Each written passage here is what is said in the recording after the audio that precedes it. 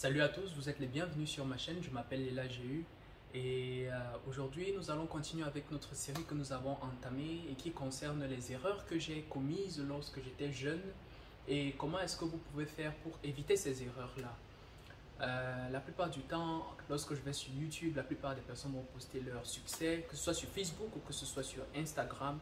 Ils vont poster leur succès, ils vont poster ce qui est bien beau à voir, permettre à l'autre personne d'être attirée par ce qu'il voit. Mais il est souvent difficile de voir une personne qui parle de ses propres erreurs et comment est-ce qu'il peut comment est-ce que la communauté peut éviter ces erreurs et atteindre un stade plus heureux, un stade où il a mieux contrôle de soi-même. Donc, c'est dans cette série-là, donc c'est dans ce sens que je continue avec cette série. Donc, aujourd'hui, je voudrais vous parler de la colère. C'est une émotion que nous rencontrons tous les jours lorsque nous considérons les situations où nous sommes avec d'autres personnes. Et plusieurs personnes diront que la colère est une émotion négative. Personnellement, je pense que la colère n'est pas uniquement négative. La colère a ses atouts aussi bien que ses inconvénients.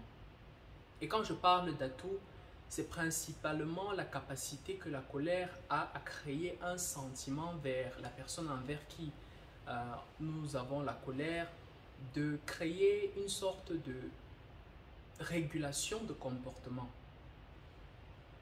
Donc, si par exemple, je suis un papa à la maison et mon enfant revient avec une note moyenne, une moyenne inférieure à 10, je vais m'énerver et je m'énerve.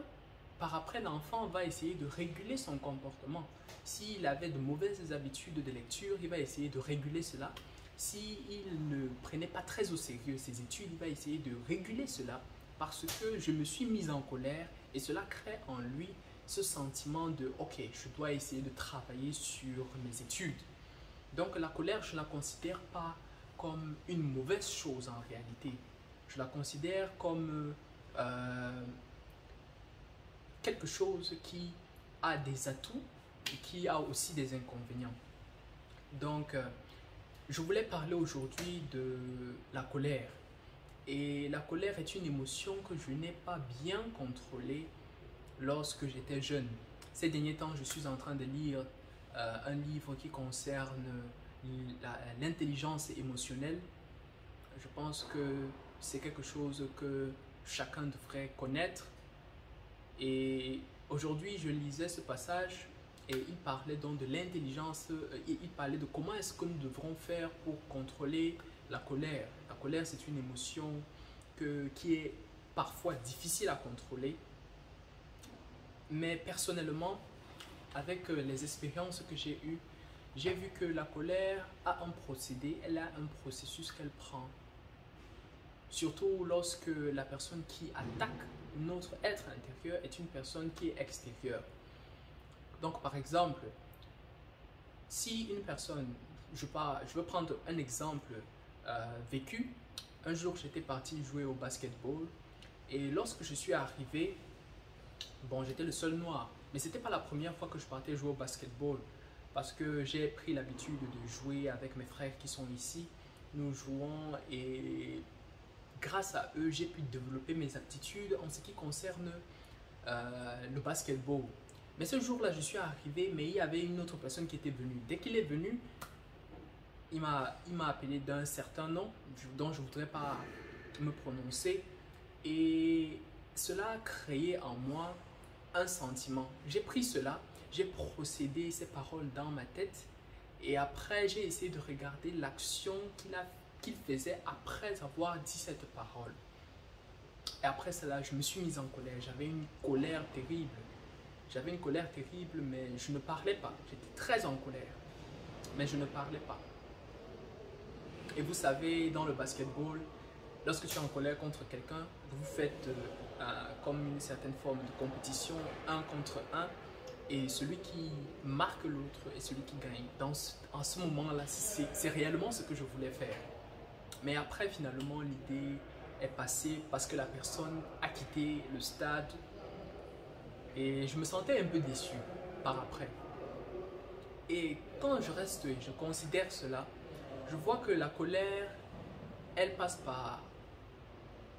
principalement par trois étapes. La première étape est l'étape où euh, la personne qui attaque lance un mot ou bien dit quelque chose qui attaque la personne qui est en face de lui. Et après, la personne qui est en face de lui peut prendre ses propos et considérer cela. Il procède de cela dans son esprit, la deuxième étape. Et à la troisième étape, c'est qu'il a procédé dans son esprit, il le fait vivre en action. Il le fait vivre en action. Il le fait vivre en action. Et si c'est qu'on veut réellement couper ce procédé, si c'est qu'on veut détruire ce procédé, c'est-à-dire détruire le procédé de la colère, je crois qu'il y a trois choses que nous devons faire. La première des choses, ce n'est pas écouter ou de ne pas tenir considération de ce que la personne dit. La deuxième des choses, c'est de ne pas procéder cela dans son esprit. Et quand je parle de procéder, dans ce livre dont je lis, qui a un rapport avec l'intelligence émotionnelle, il disait que pour créer la colère, il faut juste 12 secondes. 12 secondes, il y a eu 12 secondes pour créer le processus de colère. Et lorsque ce processus de colère est créé, il est possible de réguler cela en comptant de 0 jusqu'à 10. Donc c'est une petite astuce, que vous pouvez vous aussi utiliser. Si c'est que vous êtes en colère, vous comptez de 0 à 10 et après cela, vous revenez dans vos sentiments. Ou bien vous prenez une bouffée d'air et vous essayez de vous calmer. Donc c'est cette astuce-là dont il parlait dans le livre qui concernait l'intelligence émotionnelle. Et en ce qui concerne le processus, la façon dont tu prends l'information que la personne a dite et que tu le procèdes dans ton esprit, tu peux changer les choses. Donc, si c'est qu'au lieu de procéder cela, de penser à cela, à chaque fois, tu peux plutôt te relaxer et prendre cela de façon humoristique, rester calme, c'est l'une des meilleures choses à faire. Je me rappelle, un jour, j'étais parti dans une ville. Vous savez que ici, il y a des zones qui n'ont jamais vu un noir.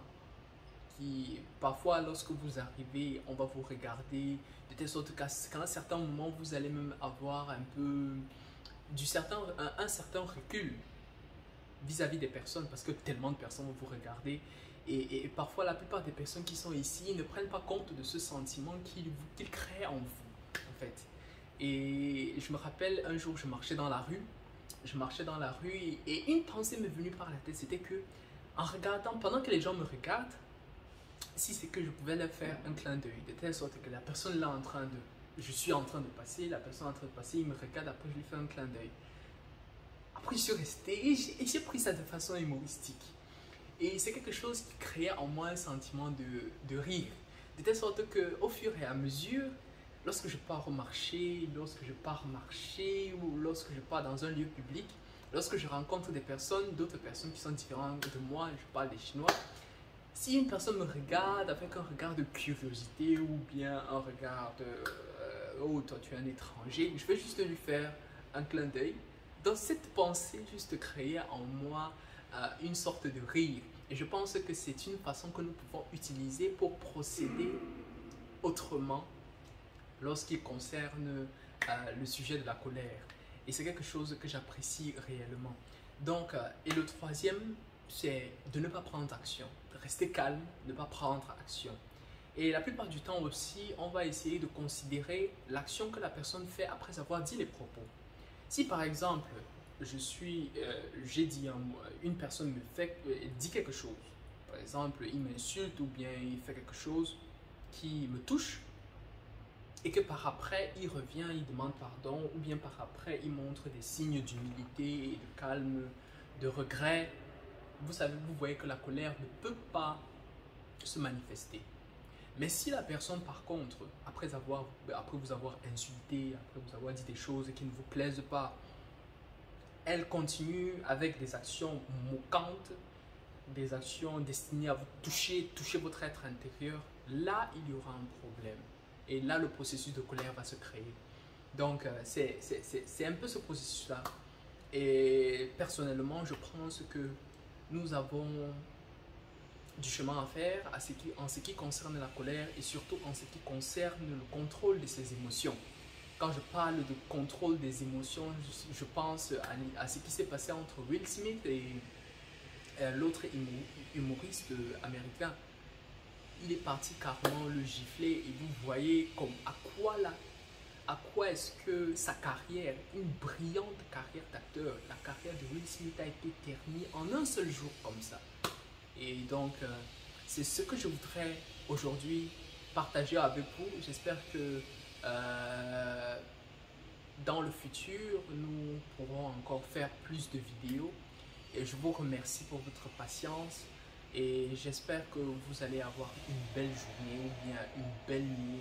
Ça dépend du moment où vous êtes. Et on se dit à très bientôt. Je vous revois sur ma chaîne. Stay humble.